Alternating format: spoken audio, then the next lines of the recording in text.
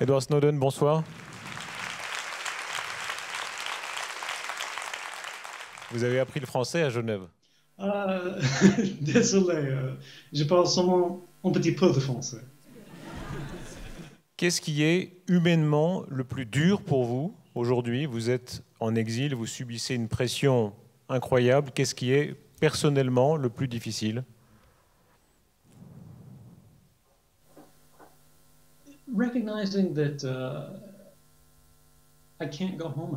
C'est le fait d'être conscient que je ne peux plus rentrer chez moi. L'exil est une mesure ancienne et infamante. C'est quelque chose qui n'arrive plus très souvent. Typiquement, cela ne se prolonge pas sans fin. Mais on voit de plus en plus de cas, surtout quand il s'agit d'une grande puissance mise dans l'embarras.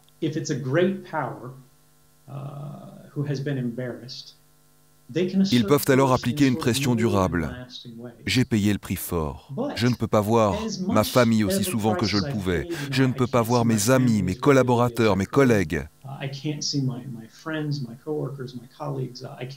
Je ne peux plus faire le travail où je pensais pouvoir amener quelque chose.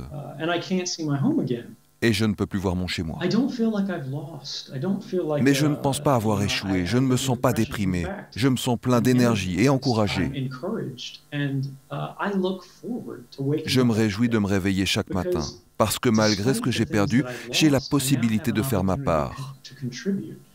Je sais que gagnant ou perdant, j'ai essayé de changer les choses et jusqu'à un certain point, je pense que je l'ai fait.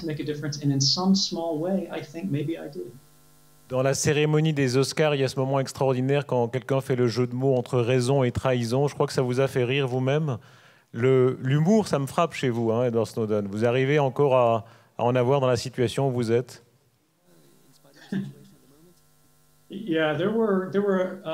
Oui, c'est vrai, la majorité des gens ont eu le sentiment d'un outrage ou d'une insulte impardonnable. Moi, je pense qu'on doit garder le sens de l'humour. Personne n'est au-delà de la critique. Certains disent « Vous êtes un traître, c'est de la trahison ?» Moi, je réponds « C'est OK ».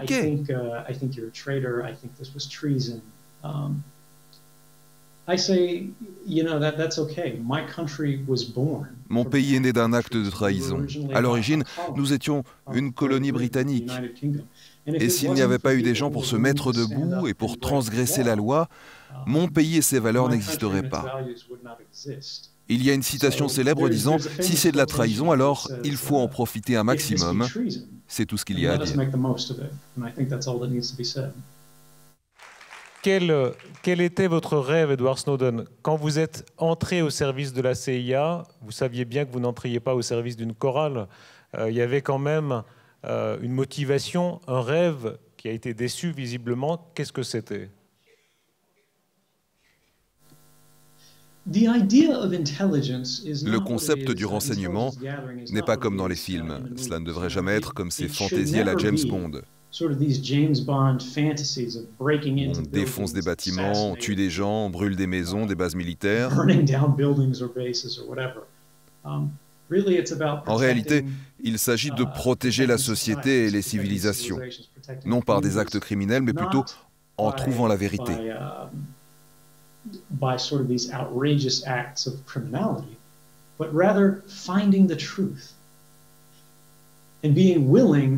En exprimant cette vérité aux personnages les plus puissants de votre gouvernement, pour être sûr que leur politique soit en ligne avec les faits. La plus grande tragédie après le 11 septembre, c'est que les politiques de notre gouvernement ont divorcé des faits.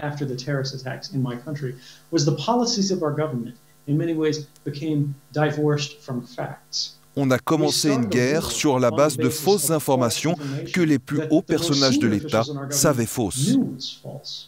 Est-ce que vous croyez qu'un procès honnête pour vous est possible aux États-Unis? Je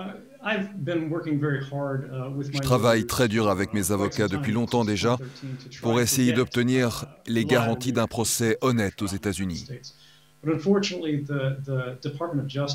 Malheureusement, le ministère de la Justice n'a voulu aucun arrangement. La seule chose qu'ils ont dite est qu'ils n'allaient pas m'exécuter. Tout le monde se sentirait un peu plus à l'aise en entendant ça, mais ce n'est pas la même chose que d'accepter un procès juste et ouvert. Nous ne voulons pas de présentation secrète des preuves, pas de témoins secrets, pas d'interprétation secrète de la loi. Sur ces points, le gouvernement n'a pas accepté de compromis, ni même de discuter. Vous avez toujours dit « je suis un patriote ». Est-ce que vous voulez retourner aux États-Unis? Est-ce que le but pour vous est de retourner aux États-Unis? Absolument, je l'ai toujours dit. Parce que pour moi, le patriotisme, ce n'est pas aimer un gouvernement. Le patriotisme, c'est aimer un pays. Le patriotisme, c'est aimer son peuple en essayant de faire le mieux possible pour lui. Il ne s'agit pas de dire que le gouvernement a raison, quelles que soient ses décisions, parce que les gouvernements ont souvent tort. Les gens qui aiment vraiment leur pays sont ceux qui se lèvent, qui disent ce qui ne va pas et qui essaient de le corriger. En Suisse, vous avez compris beaucoup de choses. Vous montrez aussi à quel point la Suisse était une plaque tournante pour le renseignement, pour la surveillance de masse. C'est toujours le cas? Oui, c'est toujours le cas. Je n'ai pas d'informations classifiées récentes, bien sûr. Je n'y travaille plus. Mais la raison qui a rendu la Suisse si intéressante comme capitale de l'espionnage, en particulier Genève, n'a pas changé. Ce sont toujours les sièges internationaux, les Nations Unies, l'OMS, l'OMC, le CICR. Il y a des représentations des gouvernements étrangers, les ambassades, les organisations internationales, les ONG. Quantité d'organisations et tout cela dans une seule ville. Vous avez des flux exceptionnels de capitaux et d'argent à Zurich. Vous avez une plaque tournante des accords bilatéraux et des échanges internationaux à Berne.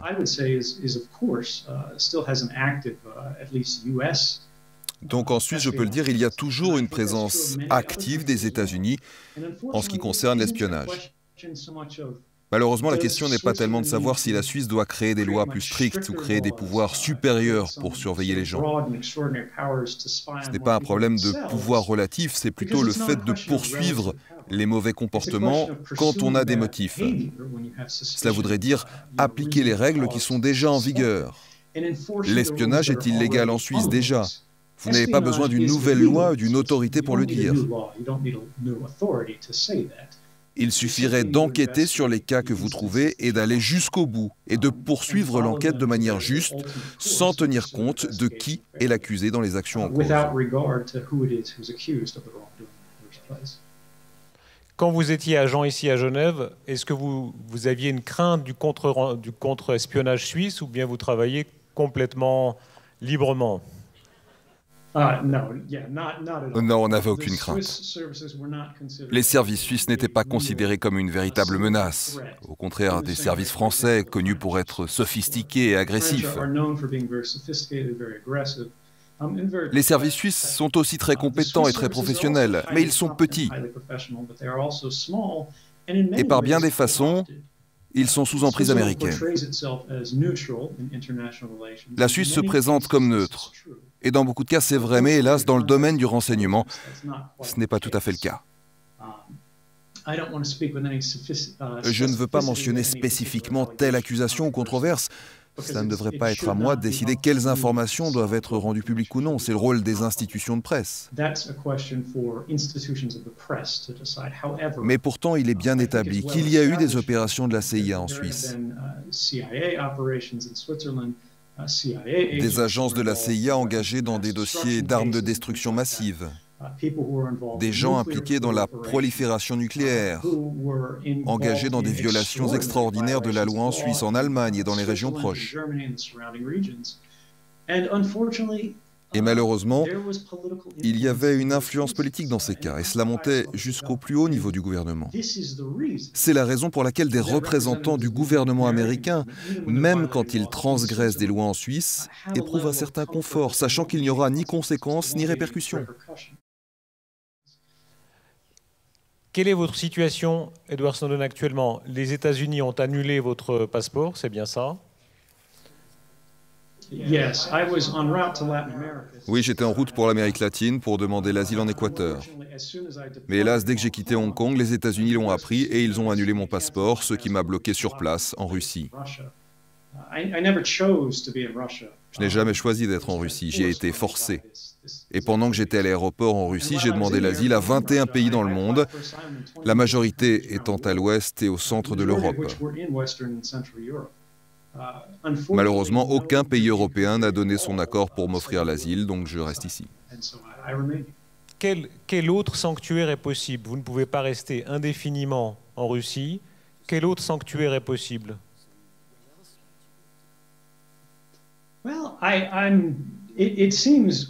Il semble assez probable, on parle en termes pratiques là, que mon gouvernement ne me laissera jamais quitter la Russie. Les États-Unis ne veulent certainement pas me voir voyager, mais il est possible, à n'importe quel moment, qu'un gouvernement européen ne soit plus d'accord avec cette politique de mise en exil. J'aimerais beaucoup retourner dans un endroit comme la Suisse. Certains de mes meilleurs souvenirs sont à Genève. Vous faites des heureux dans la salle. Vous savez, pardon, Edouard, un certain nombre de gens aimeraient vous faire venir comme réfugié politique en Suisse. Sérieusement, est-ce que c'est une hypothèse qui est intéressante pour vous? Le fait que ce soit un pays neutre, au centre de l'Europe, est-ce que ce serait intéressant?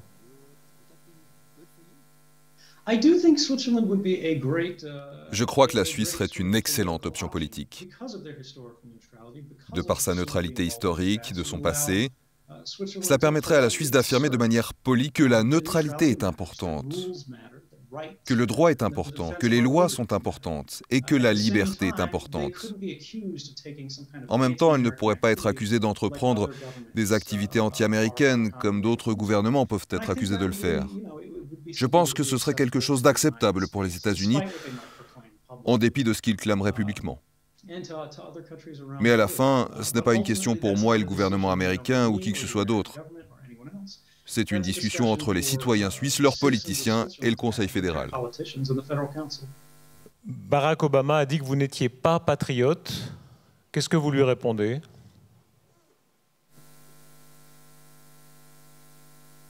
C'est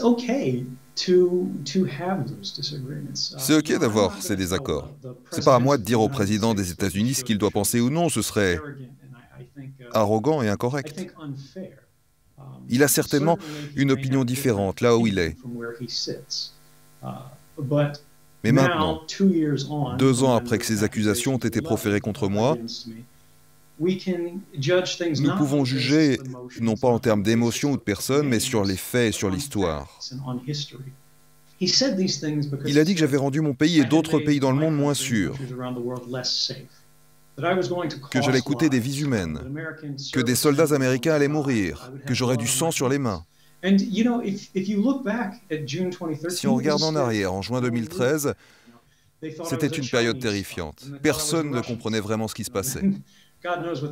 Ils pensaient que j'étais un espion chinois, que j'étais un espion russe. Dieu seul sait ce qu'ils disent de moi maintenant. Mais quand on examine les choses, en réalité, on est plus en sécurité maintenant qu'on ne l'a jamais été auparavant. On n'a pas vu le nombre de soldats tués augmenter, au contraire, il a diminué. Il y a moins de victimes maintenant. En fait, les attaques terroristes récentes qui ont eu lieu ont été commises par des individus que les services de renseignement connaissaient déjà auparavant. Le problème n'était pas la remise en question des programmes de surveillance de masse. Lors des attaques comme celle de Charlie Hebdo en France, ils ont dit qu'ils n'avaient pas les moyens de surveiller ces individus.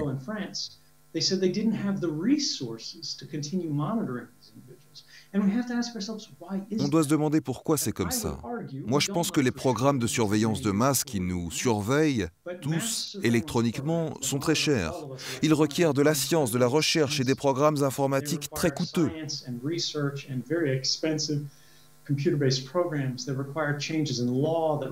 demandent d'adapter des lois, ils mobilisent l'attention des parlementaires et des gens de loi. Ce sont des ressources qui pourraient être déployées ailleurs. On aurait pu les allouer aux méthodes traditionnelles, à l'ancienne. Des méthodes de police qui, elles, ont fait leurs preuves. On sait qu'elles peuvent prévenir des attaques terroristes et qu'elles sont efficaces, plutôt que ces méthodes de surveillance de masse dont l'efficacité n'est pas prouvée. Vous devez me croire sur parole. À la veille de 2013, la Maison-Blanche et le président ont nommé 2 commissions indépendantes qui ont eu un accès complet aux documents secrets. Ils ont pu interroger tous les dirigeants des services secrets. Et ils ont obtenu la version de l'histoire qu'ils refusent de nous dire.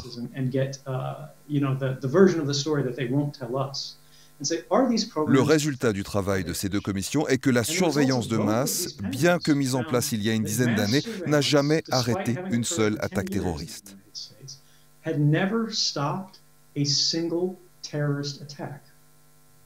La question est pourquoi est-ce qu'on continue à investir des ressources dans des programmes dont on sait qu'ils ne sont pas efficaces, dont on sait qu'ils n'assurent pas notre sécurité? Est-ce que vous mettez encore de l'espoir en Barack Obama? Il est dans la 2e partie de son mandat. Certains ont désespéré de lui, d'autres disent il peut encore faire des choses. Est-ce que vous mettez de l'espoir dans votre combat en lui?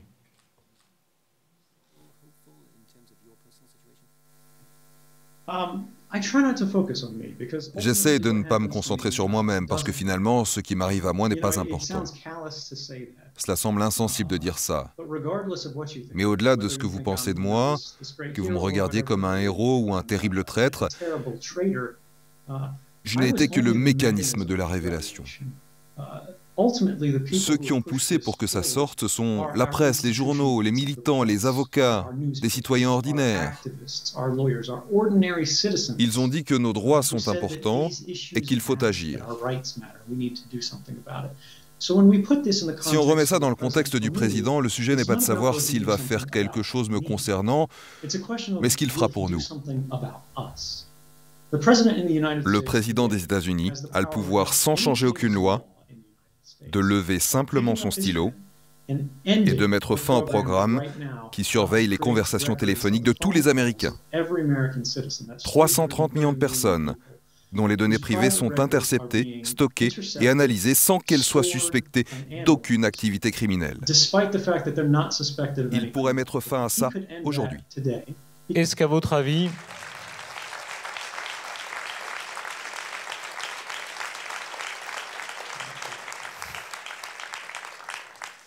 est-ce que les programmes de surveillance de masse ont été révisés? Est-ce qu'ils ont changé ou bien est-ce que ce sont uniquement des promesses qui sont déjà passées? Ils n'ont pas été changés de façon substantielle. Il y a eu quelques changements mineurs.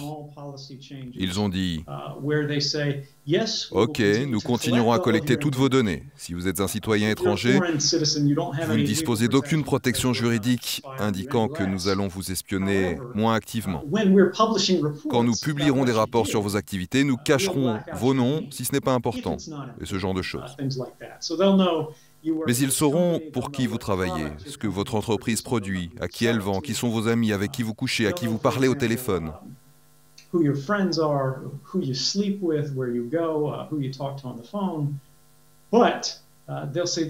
vous diront, ce ne sont pas les parties importantes de ce rapport. Nous verrons bien quelle partie nous intéresse. C'est mieux que rien, mais cela demeure une violation très grave de nos droits. Est-ce qu'il y a, selon vous, une vraie tentation totalitaire de la NSA, du système américain? Je ne pense pas que les gens qui travaillent à la NSA soient des gens méchants. Je ne pense pas qu'ils veuillent blesser qui que ce soit, violer les droits de qui que ce soit. Je suis bien placé pour le savoir, j'étais l'un d'entre eux. Ils avaient les mêmes préoccupations que les miennes ou les vôtres. Mais ils pensent qu'ils sont impuissants à changer les choses parce que ces décisions se prennent à un niveau bien supérieur. Ils croient aussi que le résultat de ces activités est bon. Ils se disent, si nous parvenons à stopper une attaque, ça justifie tout, même si aucune attaque n'a été stoppée sur cette base pour l'instant. Ça fait partie du défi de reconnaître que même des gens avec de bonnes intentions peuvent commettre des actions dangereuses et mauvaises. Est-ce qu'une autre vie est possible après tout ça? J'espère, à vous de me le dire. Laquelle? Quelle vie est possible après une aventure pareille? Pour le moment, je suis très investi pour aller de l'avant dans la communauté technologique, avec des collègues actifs dans la recherche sur l'informatique et l'anonymat. Il s'agit de trouver des méthodes pour protéger nos communications tout autour du monde. Si on y réfléchit en termes de loi, c'est assez difficile. Vous pouvez faire passer les meilleures lois pour protéger la sphère privée que l'histoire ait jamais vue. En Suisse, en Allemagne ou en France, mais dès que vos communications passent la frontière électroniquement, elles sont soumises à des lois différentes et ces changements de loi seront exploités. Le résultat de tout ça est que les lois ne peuvent protéger nos communications, nos vies privées qu'à l'intérieur des frontières de notre propre pays. Can only protect our communications. They can only protect our private lives within the borders of our own countries. Si nous voulons protéger les droits des personnes au-delà, défendre les droits de l'homme en Chine, en Afrique, en Irak, en Corée du Nord, en Amérique latine et même aux États-Unis, cela peut être fait uniquement au niveau des systèmes que tous les pays du monde emploient. C'est là-dessus que je me concentre et ce sera la deuxième phase de ma démarche.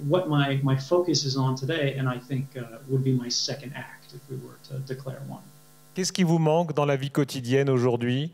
Vous êtes en exil, dans la vie normale telle que vous pouviez la voir à Genève ou ailleurs. Qu'est-ce qui vous manque aujourd'hui? You know, there's this incredible atmosphere in Geneva that Vous savez, il y a cette atmosphère très particulière à Genève, qui est très différente de beaucoup de villes de par le monde. En ce sens qu'on rencontre tant de gens qui ont des valeurs si opposées, une telle diversité, mais qui trouvent tous des moyens de mettre cela de côté, de cohabiter, de vivre ensemble et de créer une société vibrante et mélangée.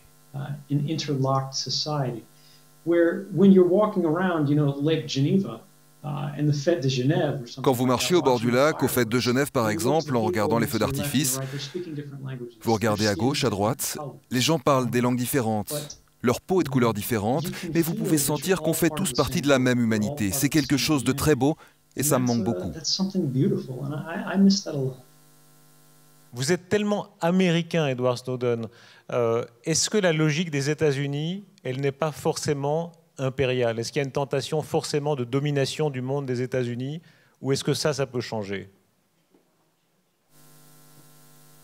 Je crois qu'on commence à se détourner de l'idée que les États-Unis doivent être assis au sommet du monde et dicter toute décision dans toutes les sociétés. Parce que ce sont des politiques de conflit.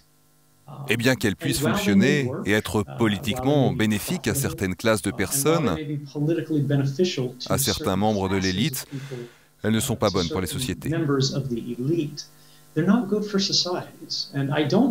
ne parle pas seulement de la communauté internationale et de savoir si le monde est d'accord avec ça. Beaucoup d'Américains ne sont pas d'accord avec ça. Je pense que c'est mauvais pour les Américains aussi.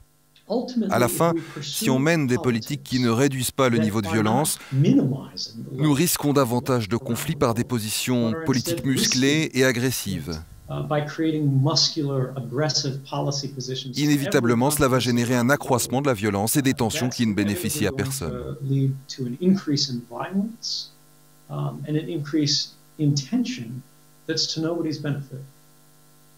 Edward Snowden, merci. Merci beaucoup.